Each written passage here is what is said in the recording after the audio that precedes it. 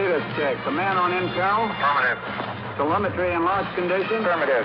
Missile and internal DC. Affirmative. Pressurization complete. Affirmative.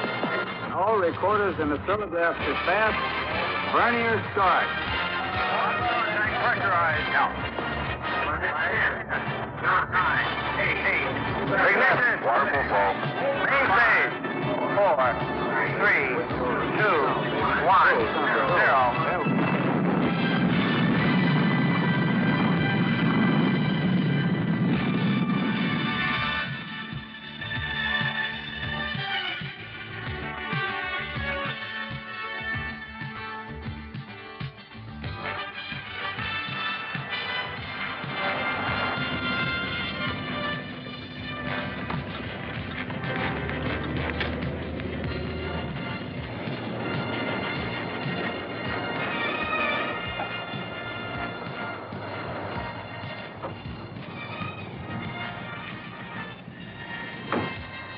Few events have captured our imaginations like the exploration of space.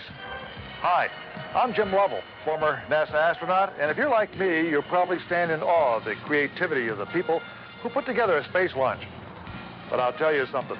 Many of the principles of planning and organizing and executing a launch are put to use by you every day as a manager of McDonald's.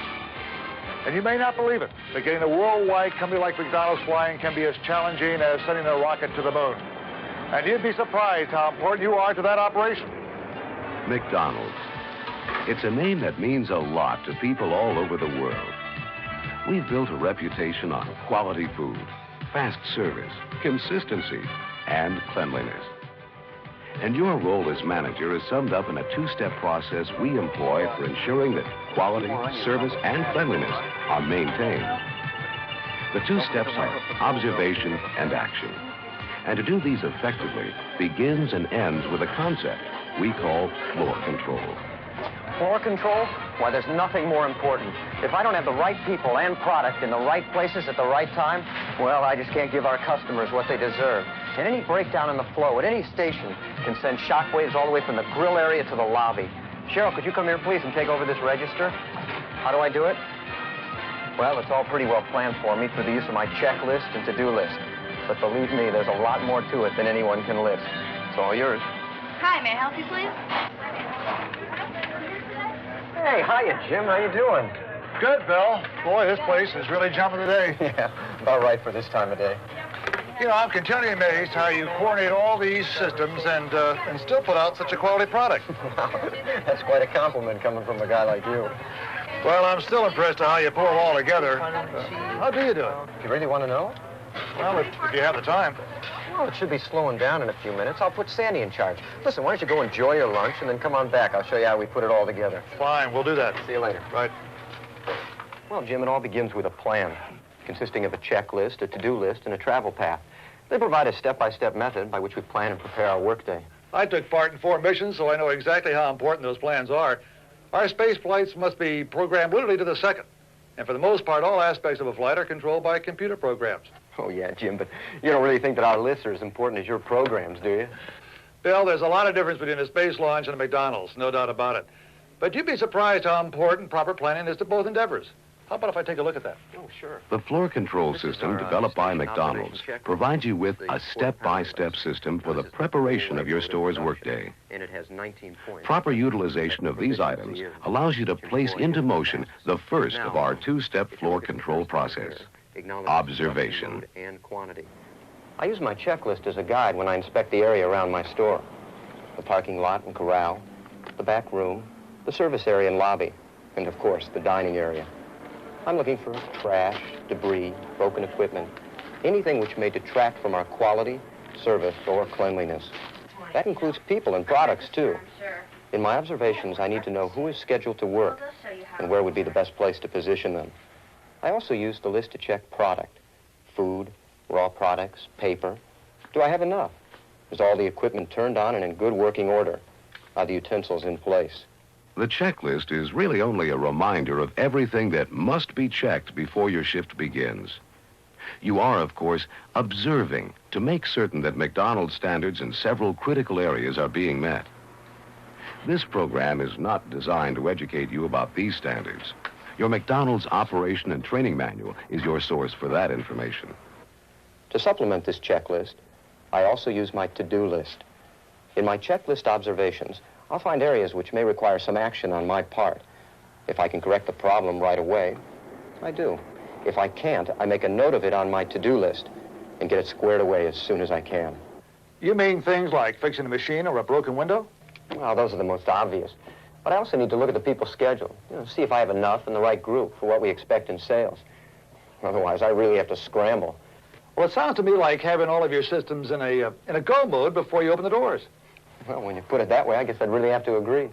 Well, could you meet the demands of your customers without a checklist or a to-do list? No, in fact, I'm sure I couldn't. Well, I remember I came in to open the store on a Sunday.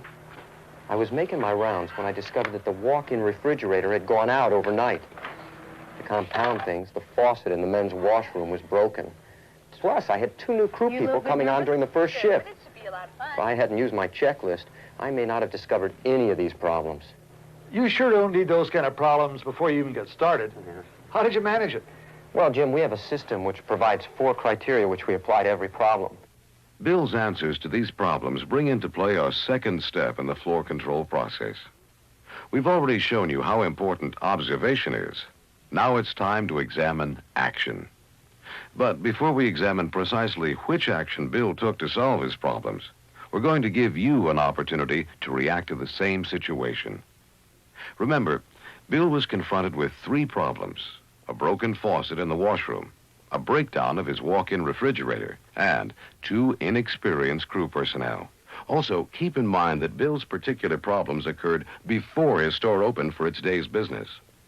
Nonetheless, it was imperative that he act as soon as possible to rectify these situations. At McDonald's, we've devised a simple formula for dealing with nearly every floor control challenge. This formula is comprised of 4 criteria that must be applied to every situation. These criteria are stated in the form of questions. Is there a performance discrepancy? Does it have direct or indirect effect on our customers? What is the degree of direct effect? What is the priority of indirect effect? Performance discrepancies, quite simply, are any occurrences that deviate from McDonald's standards. The difference between what should be and what is. These discrepancies can include problems in food quality, service to customers, or incidents that may hinder the profitable operation of the store.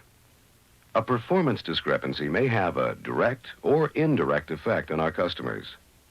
If an equipment failure, for example, slows down service or causes the improper preparation of food, our customers will be directly affected. On the other hand, a messy back room or an unbalanced cash drawer does not have the same direct impact on our customers. The challenge facing the McDonald's manager is to distinguish between direct and indirect effects and act first on those that impact our customers. This in no way diminishes the importance of indirect effects. Rather, it provides a system of prioritizing that allows you to make intelligent responses to 2 or more situations occurring at the same time. We have developed, therefore, our 3rd criterion, degree of direct effect, to help you prioritize those performance discrepancies that directly impact our customers. We classify degrees of direct effect into 3 categories. First degree of direct effect refers to any situation that directly impedes delivery of products to the customer. Second degree of direct effect refers to any situation that inhibits the comfort or convenience of our customers. Third degree of direct effect refers to any situation that affects the appearance or function of a store without impeding the sale of products or affecting the comfort or convenience of customers. First degree of direct effect problems should always be tended to first, then second, then third degree. Direct effect problems must always be addressed as soon as possible, regardless of degree. Indirect effect discrepancies, however, do not always require immediate response. They should be solved in the course of your daily business preparation. However, you must also apply a system of prioritizing these indirect effects. A decision must be made about indirect effects, those which must be done immediately those that can be put off for several hours, or those that can be put off for a day or more.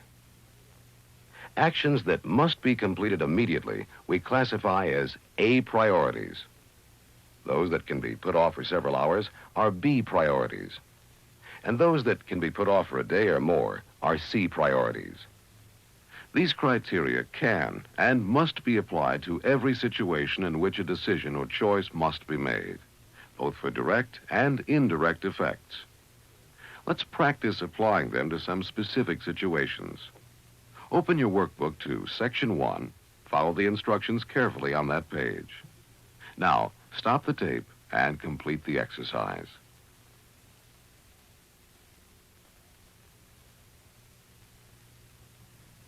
Now, let's apply what we've just learned to the situation confronting Bill at his store, beginning with the broken faucet. Ask the question, is it a performance discrepancy? The answer, of course, is yes. Second question, does it have direct or indirect effect on our customers?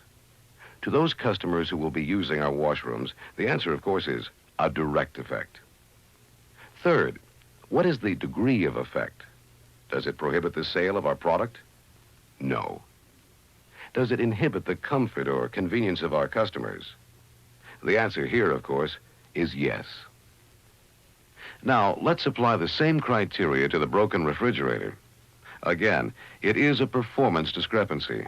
It has a direct effect on the customer, and it has the potential to be a first degree of effect. Food can be severely damaged in a very short period of time. Finally, let's consider the case of the 2 trainees. They pose a more unique problem. Ordinarily, the inclusion of 2 new people in a normal day's activity wouldn't necessarily have a direct effect on our customers. However, in this particular case, Bill is confronted with a dilemma. Each of these 3 situations requires prompt action on Bill's part. If he spends his time working with the new trainees, he won't have enough time to solve the walk-in refrigerator problem. And if he spends all morning working on the walk-in, who's going to fix the broken water faucet? And who's going to supervise the new trainees? Well, my biggest problem was the walk-in. I had to track down a repair person, and I had to do it fast. I knew that this could take up a lot of my time that could be spent training the 2 new crew members or fixing the faucet. So I delegated the authority to my assistant manager to work with the 2 new people. And I assigned one of the crew people to fix the faucet as soon as he came in the morning. I spent a couple of hours getting the walk-in fixed, and somehow I made it without losing any product. I guess it just shows you how important detailed plans are. You just can't fly by the seat of your pants. You know, we operate the same way. In the original Apollo missions, there were initially 3 different flight plans. The first was the direct approach. The second plan was the Earth orbital rendezvous. The third plan was the lunar orbital rendezvous, which was the one that was finally chosen. Any of them would have worked, but a decision had to be made as to which one was the best for that particular situation. Yes, but the planning is only part of the story. I mean, it helps get things going. Not keeping them going, that's another story. I mean, that takes teamwork, everybody pulling together, coordination, you know, helping out and filling in. And a checklist is not going to help you there. Well, once again, Bill, we can draw a parallel between what it takes to make a McDonald's work and what it takes to pull off a successful space flight. You talk about teamwork. Well, look at the control center sometime. There are computer technicians, doctors, scientists, and of course, we astronauts just pulling together, making everything work. Pulling together. That's the secret to success. And the manager's responsibilities of observation and action make it happen. A good manager is part psychologist. He or she must be constantly aware of the entire environment, listening to register conversations, understanding the strengths and weaknesses of the crew.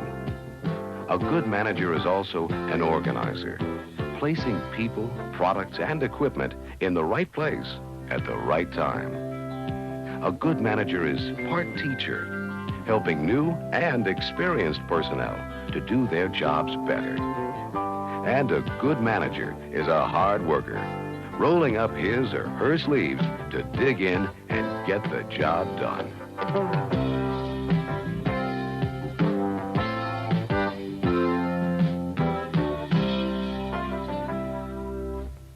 You know, Jim, there are Often come those times when the program just doesn't go as planned, and I have to make immediate decisions by myself. Boy, I know what you mean. Let me tell you a story. The project was Gemini 12. Our mission to dock with an Agena target vehicle. Buzz Aldrin and I conducted what was considered to be a successful flight, but not before encountering some serious problems. The onboard computer, which stored the computations we received from Earth, malfunctioned. We had to override the computer and manually provide it with the right answers. Now, we've been trained to do these things, but it just goes to show that no matter how elaborate the plans, something can go wrong. Around here, it's more the rule than the exception.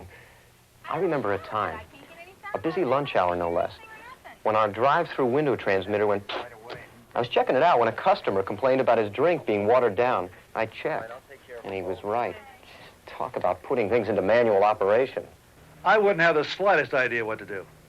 Well, first I had to apply my 4 criteria, and then... One moment, please. Before Bill shows how he handled this problem, let's take a look at it ourselves. Turn your workbook to Section 2 and stop the tape.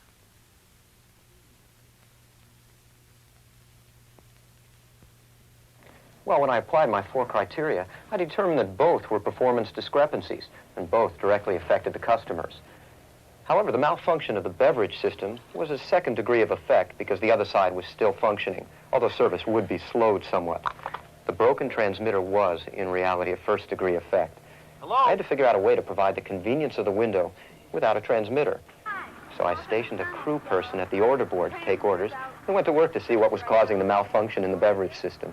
Pretty quick thinking on the fire, Bill, but it made a lot of sense. Your approach was logical. You applied a system of troubleshooting, your 4 criteria, and you acted. Yeah, all in about 20 seconds. Well, that's what being a manager in control is all about. Our astronauts have faced the same split-second decisions. Remember John Glenn? Oh, of course, he was the first American to orbit the Earth. Yes, but did you know he had to make a split-second decision just prior to re-entry? No, really? You bet. As he prepared to re-enter the Earth's atmosphere, the automatic control system malfunctioned. Now, we're talking about re-entering the atmosphere at such speeds that an intense amount of heat builds up around the capsule. And every second those retro rockets delay in firing puts the capsule miles and miles off course. So you can see how important it is to be prepared for such an occurrence. Ooh, you mean he could have thumped down instead of splashed down? Possibly. He could have landed on dry surface or in unfriendly waters. Instead, he made a decision, manually fired the retro rockets and made a successful landing. Off target, but safe. Brother, I can see how you astronauts really must be in control of your ships, huh? Just like you're in control here, Bill. We don't just go along for the ride. We're there to take over when the systems go haywire. Systems and people, too. You know, a big part of my job is making sure the right people are in the right places. Just as NASA handpicks its personnel based on their skills. Some astronauts, like Glenn, Shepard, and I, were pilots. Others, like Jack Schmidt, were scientists. Joe Kerwin on Skylab was an MD. You know, we have a lady here, middle-aged, been with us several years. She's good at the fry station, providing consistent product. She's also good at the register, has a good memory, is friendly.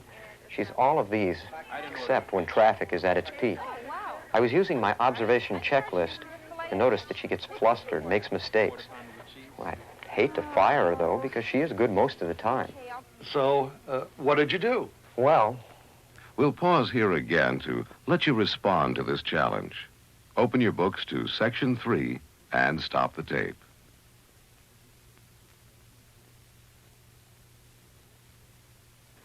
Her work, of course, affected our critical standards and could directly affect customers with either a first, second, or third degree of effect. My decision? Use her as a swing worker, putting her on lobby cleanup during peak periods and swinging her back to the grill or cash register when things settle down. Again, your observation, analysis, and action were based on those 4 important criteria. It seems they're the focal point of your management skills.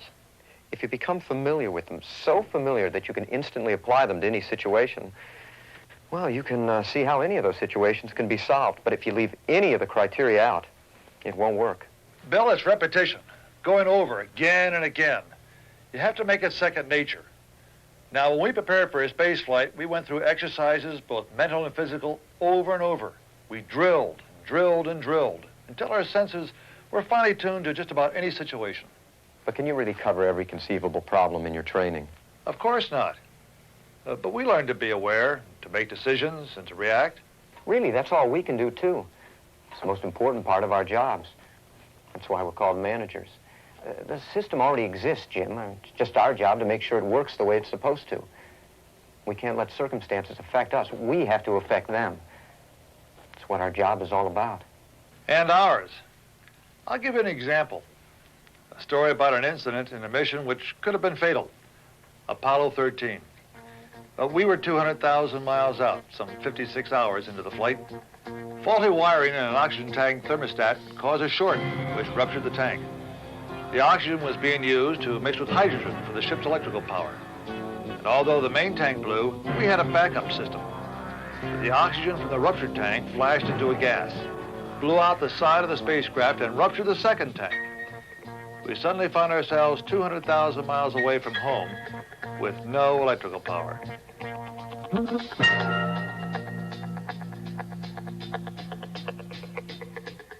My gosh, Jim, what did you do?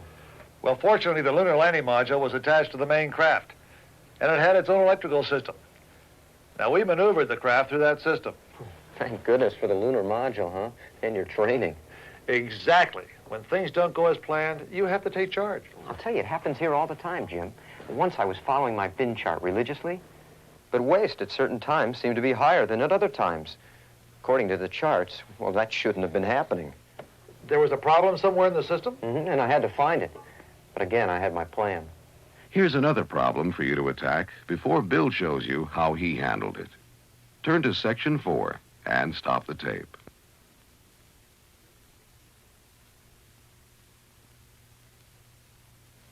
I looked into the problem and discovered that the waste seemed to occur at the same time every day.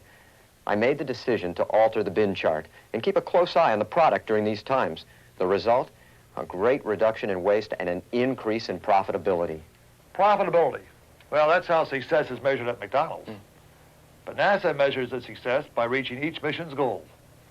But the challenges are, in principle, the same. Sure. They involve people, products, equipment. Plans, preparation. And decisions, Jim.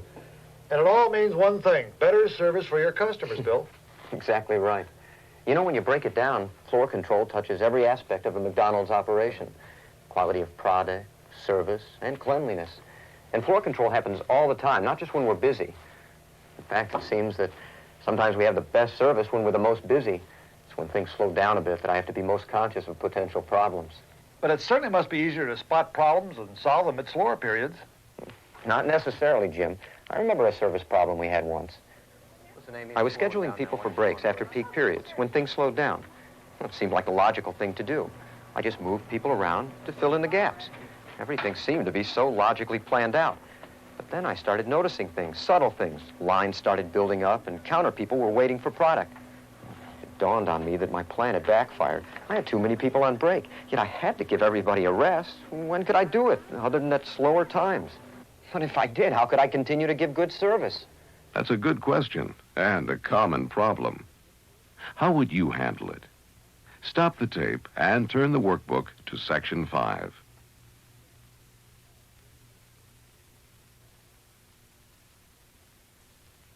First, I had to jump in and help out on the grill. Then I had to look more closely at my schedule, make scheduling changes, and keep my eyes open for any lull in the business so that I could schedule only one or two people on break at one time. I had to put into action my observation skills. I couldn't allow them to slack off when business did. I see what you mean. Essentially, this is the crux of floor control.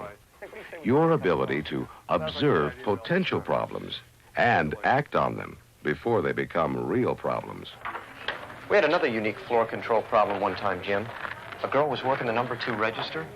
In my normal course of observation, I noticed that she had rung up an order for 1 quarter, but there were 2 on the tray. Well, at first I dismissed it because we were so busy at the time. But the more I thought about it, the more I became suspicious. The customer was a friend of hers. I knew that much. I'd seen them together outside of work, and we'd been having some problems with theft. A touchy area, I'm sure. Say, Luann, could you get us a couple of black coffees, please? Sure. Thanks. Nonetheless, I had to do something about it. To do something. Yes, that is the most important role of the manager. How would you handle this challenge? Turn to Section 6 and stop the tape.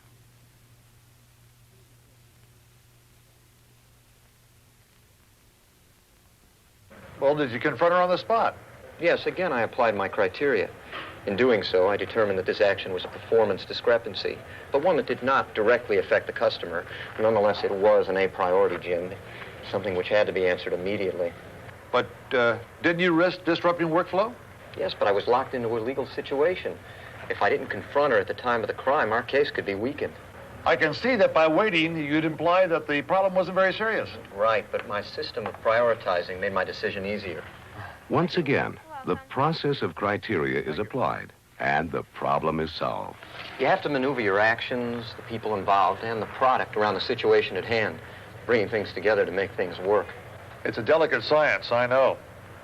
Don't forget it was Frank Borman and I who took Gemini 7 to the first manned space rendezvous with another craft. Our ship approached within 1 foot of Gemini 6, 185 miles above the Earth. And we flew in close formation for nearly 8 hours. Both spacecraft splashed down the Atlantic within 10 miles of the predicted impact zone. That's astounding.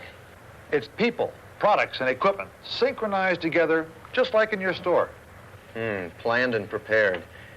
But did you ever have outside forces other than equipment failures interfere with your work? You bet. Weather in particular.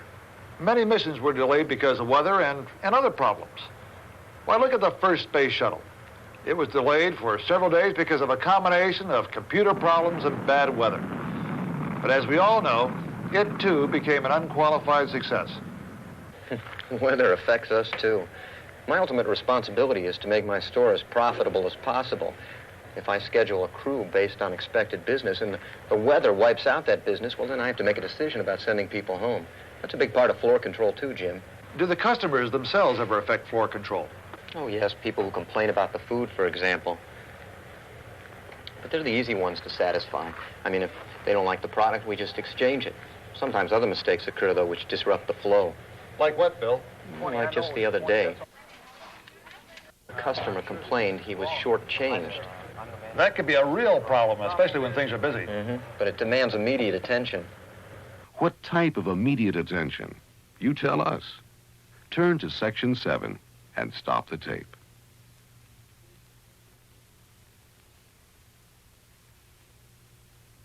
He had just been served, so I asked him to have a seat and enjoy his meal. This gave me time to pull the drawer, check it out, and take care of our customer. Of course, it did disturb the pace of the operation, didn't it? Oh, no, not as much as if I would have argued or neglected to rectify the situation. Listen, you understand the criteria by now, Jim. Think what would have happened if I hadn't applied them. You wouldn't have solved the problem. Solving problems is what my job is all about. Oh, and speaking of my job, maybe I should get back to it, huh? Floor control. Seen you yet, Jim. It's problem solving plus